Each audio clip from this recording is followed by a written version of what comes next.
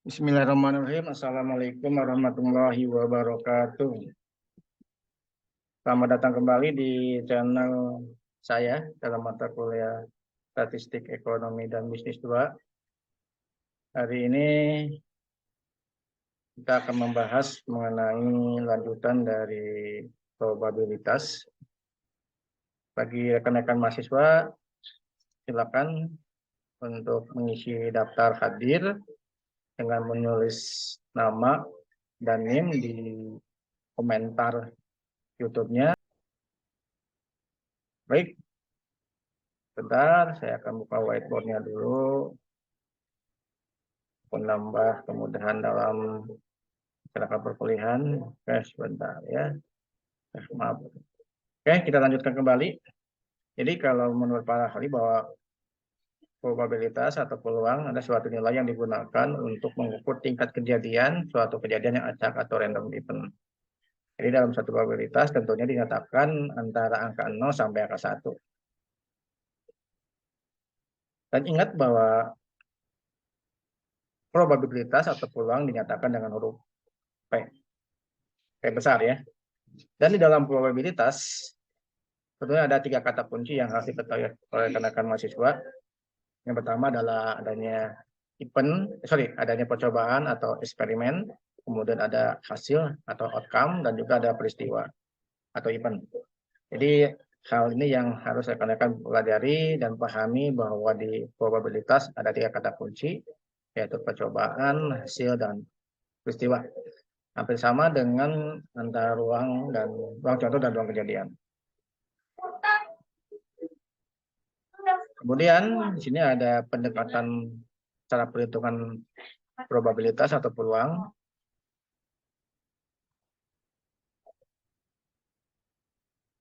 Ada 2 pendekatan dalam menghitung probabilitas, yaitu pendekatan bersifat objektif itu menjadi 2. Ya, ada pendekatan klasik dan pendekatan empiris. Di slide ini kita lihat mengenai pendekatan klasik bahwa probabilitas merupakan suatu peristiwa harus dikatakan tadi yang saya sampaikan yaitu event ya. Jadi ada percobaan, eksperimen, ada outcome, dan peristiwa. Jadi peristiwa ini gabungan antara kejadian yang terjadi gitu ya. Jadi hasilnya ada di peristiwa ini. Jadi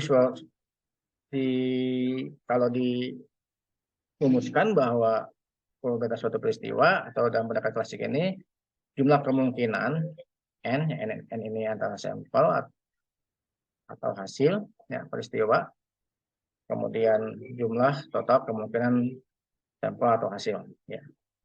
Kemudian ada contoh, ini ada percobaan atau eksperimen, kemudian ada outcome-nya. Ini adalah dari yang namanya event.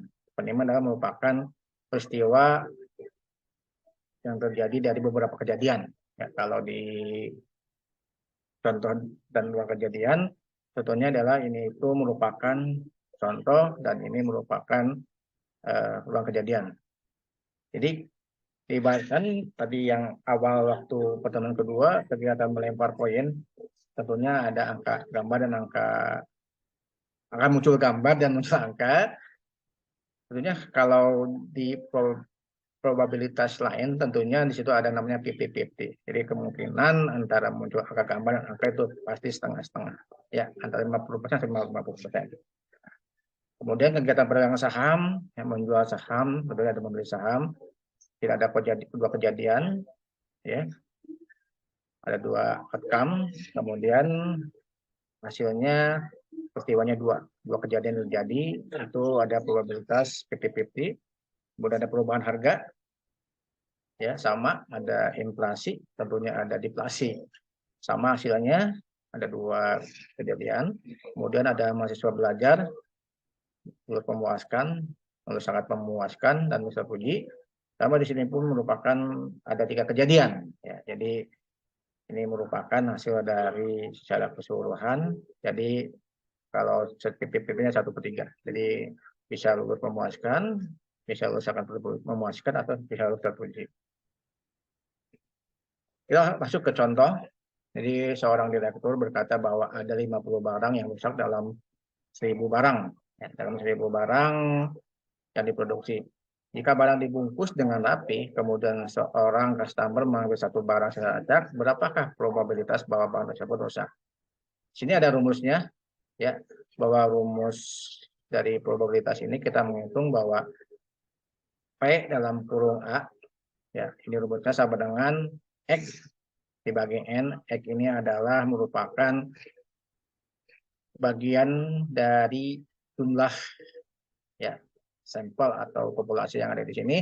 Jadi X-nya itu 50, N-nya sampel yang atau populasi yang ada di suatu soal gitu ya. Jadi kalau dimasukkan N itu jumlah sampel atau populasi, X adalah bagian dari sampel atau populasi ini. Sehingga didapatkan hasilnya kemungkinan customer akan mengambil barang rusak itu di angka 5% atau 0,05. Selanjutnya kita masuk ke pendekatan cara frekuensi relatif empiris. Ini masih masuk ke dalam pendekatan objektif, ya. Jadi pendekatan objektif itu sangat pasti terjadi, ya, karena ada fakta yang didapatkan. Pendekatan frekuensi relatif ditentukan berdasarkan observasi, yaitu dari pengalaman atau peristiwa-peristiwa yang telah terjadi. Ada rumusnya, ini merupakan probabilitas relatif atau empiris, jumlah peristiwa yang terjadi dibagi jumlah total pengamatan. Ya, jadi bagi jumlah total observasi. Contoh, sebuah studi pengamatan menyatakan bahwa 100 dari 500 kelulusan tidak bekerja sesuai dengan bidang studi utamanya. Berapa probabilitas bahwa karyawan akan bekerja di bidang yang bukan merupakan studi utamanya? Sini ada rumus, ya. Ada probabilitas dalam kurung A, kemudian ini merupakan kejadian, kemudian frekuensi dalam kurung A dibagi N. Frekuensinya adalah dari 1000, N merupakan sampel atau populasi, sehingga didapatkan kemungkinan karyawan yang bekerja di bidang yang bukan studinya adalah 20%. Baik, selanjutnya ada perhitungan secara subjektif. Kalau rekan-rekan memahami tentang subjektif, tentunya kan sudah memahami bahwa pendekatan subjektif itu merupakan pendekatan secara individu, ya. Jadi tidak sesuai dengan fakta-fakta yang tadi saya sampaikan. Kalau di objektif kan ada pendekatan secara klasik dan pendekatan secara empiris. Jadi pendekatan subjektif itu peristiwa didasarkan pada penilaian pribadi saja, ya, dan dinyatakan dalam derajat kepercayaan. Jadi kalau dicontohkan menurut Saddam Hussein, Irak pasti akan menang. Kalau Amerika kenyataannya ya tahu sendiri rekan-rekannya. Kemudian menurut Presiden Amerika, rakyat Irak akan menyambut tentara Amerika dengan sukacita, padahal tidak juga. Dan menurut Menteri Keuangan Indonesia periode 1996-1998, Indonesia akan pernah krisis karena fondasi ekonomi yang kuat, padahal terjadi krisis di sini, ya, waktu itu zamannya Pak Soeharto. Jadi kalau subjektif itu tidak dibarengi oleh data-data yang otentik. Tapi tetap ini harus ada dalam probabilitas. Masuk ke hubungan antara peristiwa yang satu dengan yang lainnya. Tentunya dalam mempelajari hukum dasar dan hubungan peristiwa yang satu dengan yang lainnya dalam probabilitas, maka dibahas mengenai hukum penjumlahan dan hukum perkalian.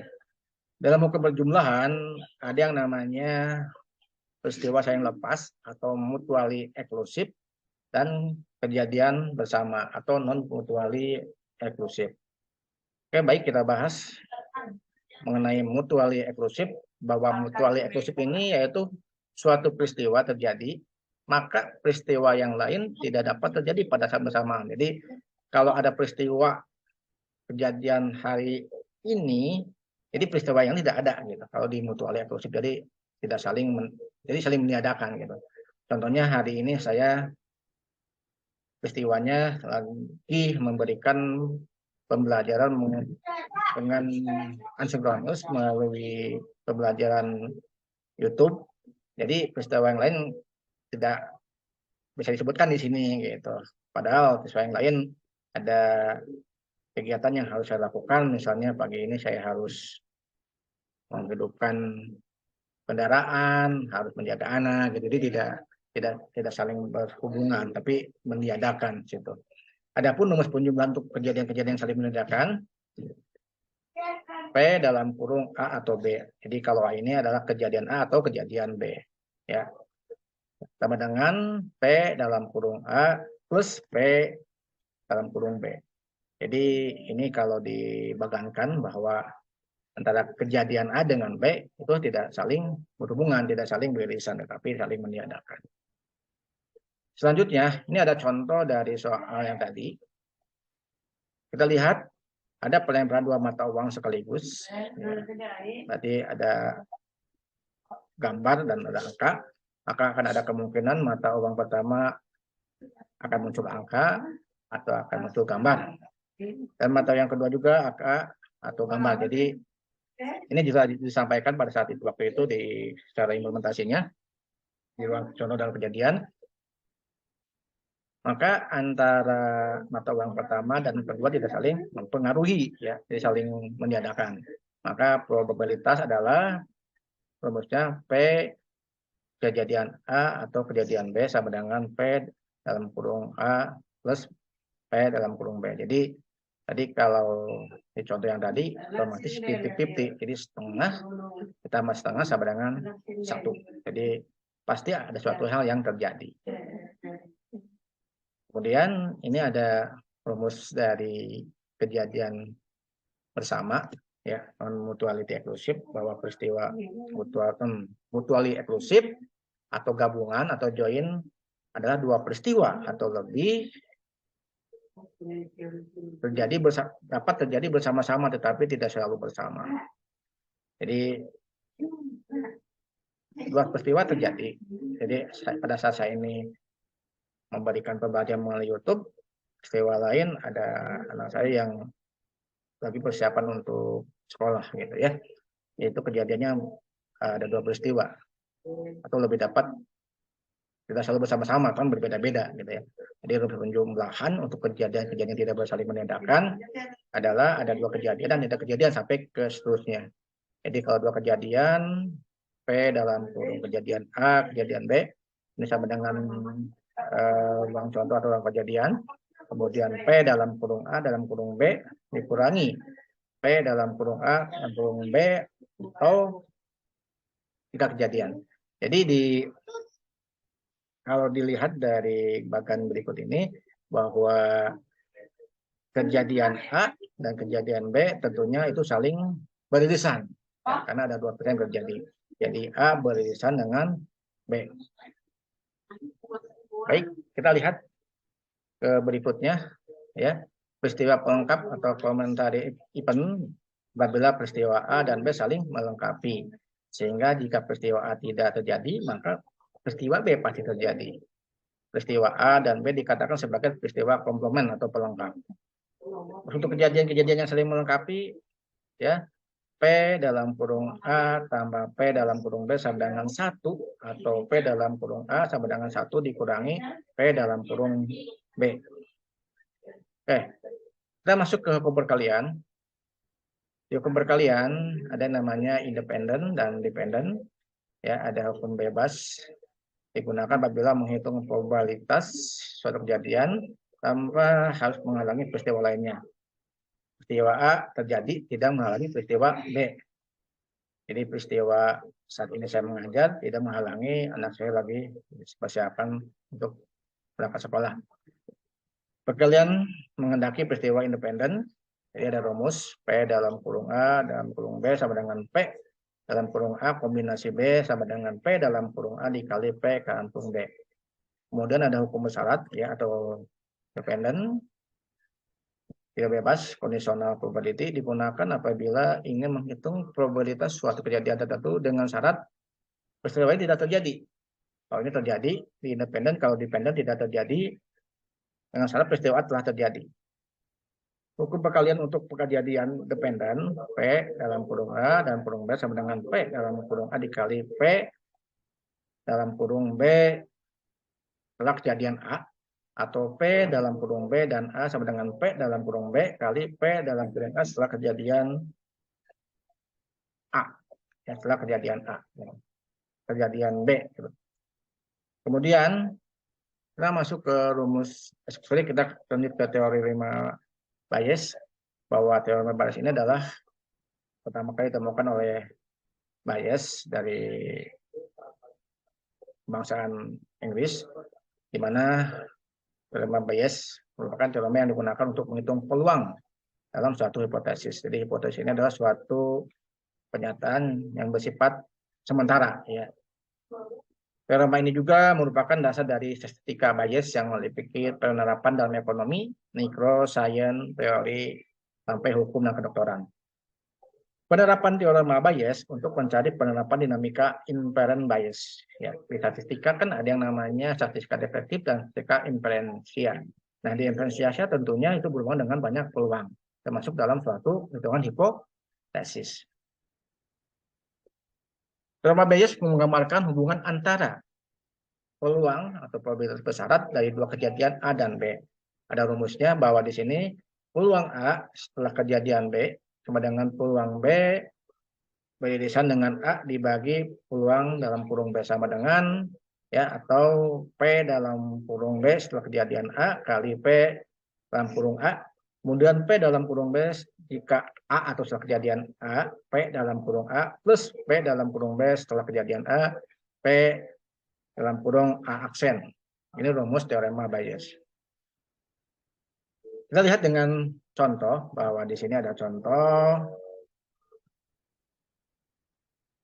Ya, di sebuah negara diketahui bahwa 2% dari penduduknya menderita sebuah penyakit langka. Jadi 2% penduduk suatu negara mengalami penyakit yang langka. Anggap aja misalnya penyakit A gitu ya. Kemudian 97% dari hasil tes klinik adalah positif bahwa seseorang menderita penyakit itu. Ketika seseorang yang tidak menderita penyakit itu dites dengan tes yang sama, 6% dari hasil tes memberikan hasil positif. Yang salah. Jika sembarang orang dari negara itu mengambil tes dan mendapat hasil positif, berapakah probabilitas bahwa dia benar-benar menderita penyakit langka itu? Baik, kita masuk ke jawabannya. Yang pertama kita ketahui dulu, P dalam kurung A adalah 2%. Ini adalah kejadian, ya, ada 2% kejadian A. Kurung P dalam A aksen, ya, aksen itu berarti kalau 100% dikurangi 2 adalah 98% yang belum tahu terjadi gitu ya. Kemudian P dalam kurung B setelah kejadian A, ya, 97% dari hasil tes klinik sudah terjadi, itu kan kejadiannya. Kemudian P dalam kurung B setelah kejadian A aksen, jadi 9%. Ya, di sini ada 6%. Gitu. Kemudian kita masuk ke rumusnya, P dalam kurung B irisan A sama dengan P dikali A dikali P dalam kurung B setelah kejadian A sama dengan 2% dikali 97%. Ya. 2% sudah diketahui, 97%-nya sudah diketahui dari sini, tinggal didapatkan 0,194. Ini tinggal dikuatkan untuk matematikanya. Kemudian selanjutnya P dalam kurung B irisan A aksen, ya, sehingga didapatkan poin-poinnya, sehingga kita masukkan ke rumus berikutnya, ya, ke rumus teorema Bayes. Di sini ada, tinggal dimasukkan saja, sudah diketahui P dalam kurung B setelah kejadian A dikali P dalam kurung A dibagi P dalam kurung A setelah kejadian A, P dikali A plus P dalam kurung B setelah kejadian A, P dalam kurung A aksen. Ini sudah diketahui 97% yang dimasukkan, 2% yang diketahui, dan hasilnya didapatkan 0,119, 0, dibagi 0,1076. Ya, jadi rekan-rekan dipokokkan hitungannya untuk memahami mengenai statistik ini. Baik, selanjutnya kita masuk ke faktorial, permutasi, dan kombinasi. Faktorial dalam matematika, faktorialnya dari bilangan asli yang kecil adalah hasil perkalian antara bilangan bulat positif yang kurang dari atau sama dengan n. Faktorial ditulis dengan n tanda tanya, n seru. dan disebut dengan n faktorial. Ya, n faktorial n tanda seru sama dengan n dalam kurung n dikurangi 1 dalam kurung n dikurangi 2 dalam kurung selanjutnya. Ini contoh soal faktorial 7 di tanda seru, bagi tinggal dikali-kalikan saja sampai ke angka 1, 7 kali 6, dan bla bla sampai selanjutnya, sehingga didapatkan angkanya. Permutasi adalah penyusunan kembali. Ya, permutasi adalah penyusunan kembali suatu kumpulan objek dalam urutan yang berbeda. Ingat, penyusunan kembali suatu kumpulan dalam suatu objek dalam urutan yang berbeda. Yang dari hal yang semula adalah permutasi. Rumus permutasi adalah P dalam kurung N, koma dalam kurung R, dibagi N faktorial, dibagi N dikurangi R faktorial.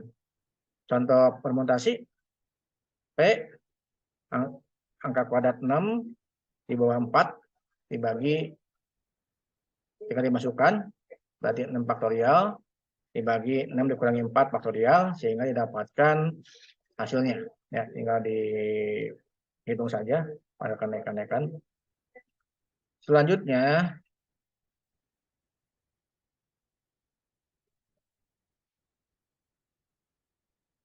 oke, baik. Kombinasi. Ya. Kita masuk ke kombinasi. Kombinasi adalah suatu susunan. Tadi kan sudah dibahas faktorial, permutasi, ya faktorial dengan n tanda serunya, permutasi tinggal menggabungkan antara faktorial dengan faktorial lainnya. Kemudian dikombinasi adalah susunan unsur-unsur dengan tidak memperhatikan urutannya. Pada kombinasi A, B sama dengan B, A. Dari suatu himpunan dengan n unsur dapat disusun himpunan bagiannya dengan untuk K lebih kecil sama dengan n. Setiap himpunan bagian dengan K unsur dari himpunan dengan unsur n disebut kombinasi K unsur dari n yang dinamakan dengan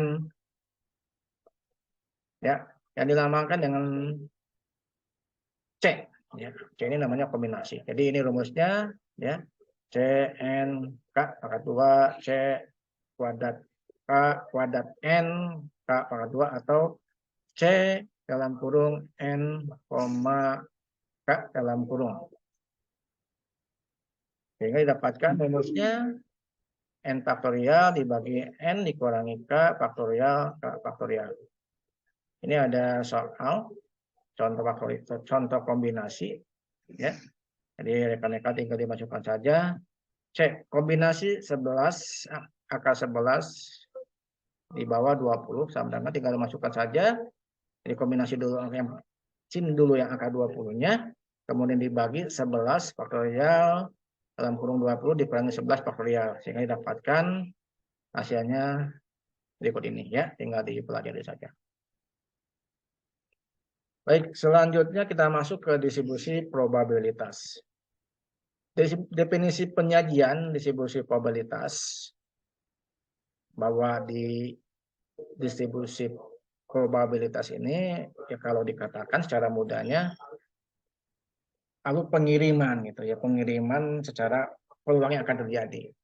Jadi sebuah daftar dari keseluruhan peluang atau kemungkinan hasil suatu percobaan, ya, atau eksperimen yang disertai dengan probabilitas masing-masing hasil outcome tersebut dan menunjukkan outcome yang diharapkan dapat terjadi dari suatu eksperimen beserta kemungkinan masing-masing outcome tersebut. Ini pengertian dari distribusi probabilitas. Bahwa di sini bahwa adanya percobaan eksperimen, adanya outcome dari suatu event, gitu ya. Ingat bahwa hal yang paling utama di probabilitas itu ada 3. Ada eksperimen, ada outcome, dan ada event. Kita masuk ke fungsi probabilitas. Fungsi distribusi probabilitas adalah untuk menghitung peluang setiap nilai variabel. Ya. Variabel acak yang mampu menjalani bilangan bulat adalah variabel acak diskrit. Variabel acak yang mampu menjalani bilangan real adalah variabel acak kontinu. Ada diskrit, ada kontinu. Ya, kalau bilangannya bulat itu diskrit, kalau real adalah kontinu. Dicontohkan di sini misalnya X adalah variabel acak di state, maka fungsi kepadatan probability density function ya, atau disingkat PDF, bukan PDF yang biasa rekan-rekan ketahui, tapi ini probability density function dapat didefinisikan sebagai berikut. P kali X dalam kurung X sama dengan P dalam kurung X besar sama dengan X kecil. Nah, dalam membuat suatu fungsi probabilitas untuk variabel acak discrete harus memenuhi syarat sebagai berikut. Yang pertama, fungsi distribusi normal tidak boleh negatif. Ingat, di probabilitas kita ingat bahwa rumusnya adalah 0 sama dengan lebih kecil P ya X dalam kurung X. Kalau di probabilitas kan P dalam kurung A lebih kecil 1. Jadi menilai antara 0 sampai 1. Sigma PX dalam kurung X sama dengan 1. Jadi jumlahannya dari semua probability density function dari variabel acak discrete X pada ruangan sampel adalah angka 1.